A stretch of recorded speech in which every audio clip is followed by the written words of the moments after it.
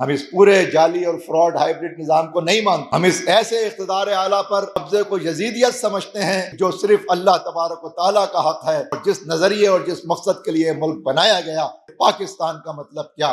لا الہ الا اللہ. یہاں کسی طاقت کو یہ حق حاصل نہیں ہے کہ وہ اللہ کی الوہیت اور اس کی ربوبیت اور پاکستان کے اقتدار اعلیٰ کے اوپر ناجائز قبضہ کرے. یہ 25 کروڑ عوام کا ملک ہے، یہ ملک عوام نے بنایا. اس مقام پر یہ جو میں اور آپ پہنچے ہیں، منفی ارتقاء جو پاکستان میں ہوا ہے، وہ پاکستان جو اپنے ابتدائی 15 سالوں میں ایک ایسی ترقی کر رہا تھا کہ پاکستان کا جی ڈی پی دنیا کا سب سے بڑا جی ڈی پی ہو، وہ پاکستان تباہی و بربادی کی طرف کیسے گئے؟ اور آج ہم یہاں جو کھڑے ہیں، وقت پرورش کرتا ہے برسوں، آج سے ایک دم نہیں ہوتے. جو پاکستان ٹوٹا ہے تو کلمے کی بنیاد پر بننے والا ملک ہی ٹوٹ گیا. اس کو تو کبھی نہیں ٹوٹنا چاہیے تھا، اس کو تو اور مضبوط ہونا چاہیے تھا، اس کو اور مضبوط ہونا چاہیے تھا اور دنیا کے سامنے مثال بننا چاہیے تھا.